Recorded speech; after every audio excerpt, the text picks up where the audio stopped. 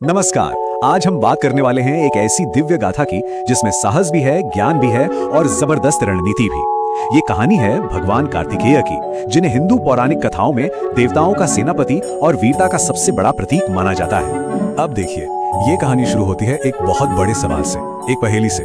जरा सोचिए, एक ऐसा शक्तिशाली असुर, इतना शक्तिशाली कि कोई भी देवता उसे हरा ही नहीं सका, तो फिर उसका अंत हुआ कैसे? बस इसी सवाल के जवाब में छुपी है भगवान कार्तिकेय के जन्म की पूरी कहानी। तो इस कहानी का जो विलन है उसका नाम है तारकासुर, और इसकी सबसे बड़ी ताकत थी एक वरदान। और ये कोई ऐसा वैसा वरदान नहीं था, ये वो वरदान था जिसने उसे लगभग अजेय बना दिया था। देखिए, तारकासुर कोई मामूली असुर तो था नहीं, बहुत ही शक्तिशाली था, और उसने अपनी पावर को और भी ज्यादा बढ़ाने के लिए एक प्लान बनाया। उसने क्या किया? उसने सृष्टिकर्ता भगवान ब्रह्मा को खुश करने के लिए इतनी कठोर तपस्या की कि खुद ब्रह्मा जी को उसके सामने आना पड़ा। तो जो ब्रह्मा जी ने कहा, मांगो क्या वरदान चाहिए, तो तारकासुर ने बहुत ही चालाकी से एक ऐसी शर्त रख दी जो उसे एक तरह से अमर ही बना देती थी। उसने मांगा कि हे प्रभु, मेरी मौत अगर हो तो सिर्फ और सिर्फ भगवान शिव के बेटे के हाथों हो। अब सुनने में तो ये वरदान सीधा साधा लगता है ना, पर इसके पीछे बहुत ही गहरी चाल थी।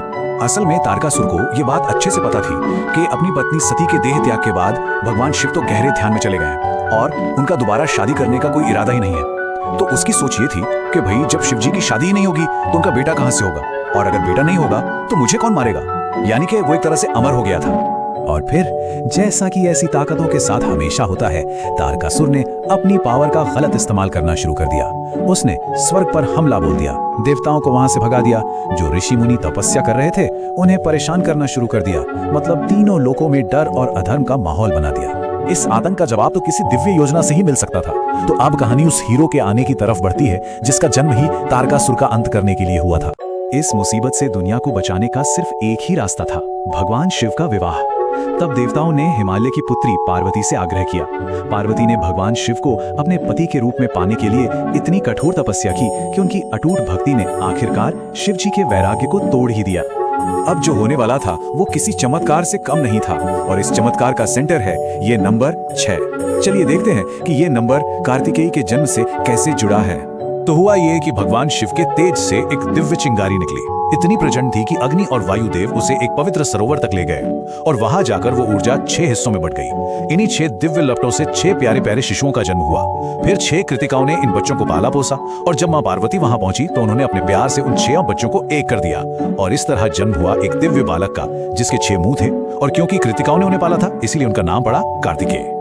और अब मंच पर एंट्री होती है उस युवा नायक की, जिसे देवताओं की सेना को लीड करने और धर्म को फिर से स्थापित करने के लिए चुना गया था।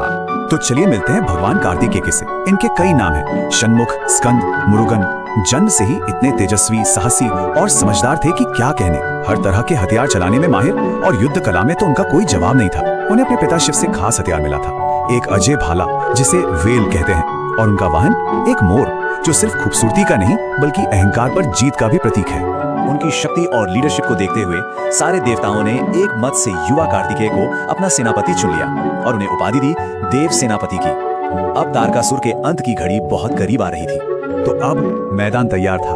एक तरफ थी देवताओं की दिव्य सेना जिसे लीड कर रहा था वो हीरो जिसके जन्म की भविष्यवाणी हुई थी, और दूसरी तरफ एक बहुत बड़ी असुर सेना जिसका सरदार था एक ऐसा तानाशाह जो खुद को अजेय समझता था। महायुद्ध बस शुरू ही होने वाला था।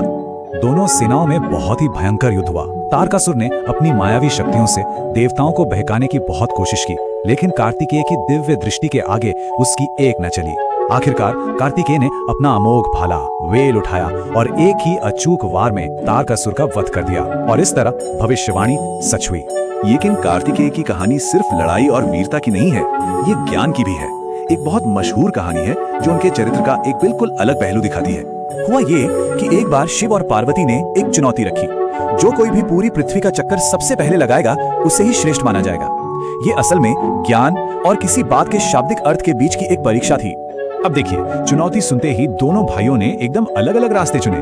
कार्तिकेय, जो स्पीड और पावर के लिए जाने जाते थे, वो तो तुरंत अपने मोर पर बैठे और निकल पड़े पूरे ब्रह्मांड का चक्कर लगाने। लेकिन गणेश, वो एकदम शांत रहे और उन्होंने बस अपने माता पिता शिव और पार्वती के चक्कर लगा लिए। जब उनसे इसका कारण पूछा गया तो गणेश जी ने एक ऐसा जवाब दिया जो ज्ञान और भक्ति से भरा हुआ था।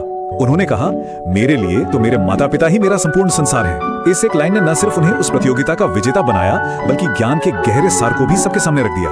जब कार्तिकेय पूरी दुनिया का चक्कर लगाकर लौटे और उन्होंने ये देखा तो उन्हें बहुत दुख हुआ। वो कैलाश छोड़कर दक्षिण भारत के पहाड़ों में चले गए। वहां उन्होंने तपस्या की और लोगों को धर्म का रास्ता दिखाया। और यही वजह है कि दक्षिण भारत में उन्हें मुरुगन के रूप में बहुत श्रद्धा से पूजा जाता है। तो आखिर में भगवान कार्तिकेय का महत्व क्या है? वो सिर्फ एक महान योद्धा नहीं थे, बल्कि वो साहस और धर्म के सबसे बड़े प्रतीक भी हैं। कार्तिकेय से जुड़ी हर चीज का एक गहरा मतलब है। जैसे उनके 6 मुख हमें हर दिशा से ज्ञान लेने के लिए प्रेरित करते हैं। उनका वाहन मोर हमें सिखाता है कि अपने अहंकार पर जीत पाना कितना जरूरी है। और उनका शक्तिशाली भाला वेल हमेशा अधर्म पर धर्म की जीत का प्रतीक है। इस पूरी कहानी से हमें कुछ बहुत जरूरी बातें सीखने को मिलती हैं। पहली, कि अत्याचार का अंत तय है। दूसरी, धर्म की रक्षा के लिए मजबूत इरादा बहुत जरूरी है। तीसरी, सच्ची वीरता हमेशा विनम्रता के साथ आती है। और आखिरी बात, जब किसी के पास साहस, विश्वास और सच्चाई हो तो उसकी जीत पक्की है। और यहीं पर आकर ये कहानी हमारे लिए एक बहुत जरूरी सवाल छोड़ जाती है। आज की हमारी अपनी जिंदगी में साहस और विनम्रता का, यानी करेज और ह्यूमिलिटी का, ये बैलेंस बनाए रखना क्यों इतना जरूरी है? ये एक ऐसा सवाल है जो इस हजारों साल पुरानी कहानी को आज भी हमारे लिए एकदम रेलेवेंट बना देता है।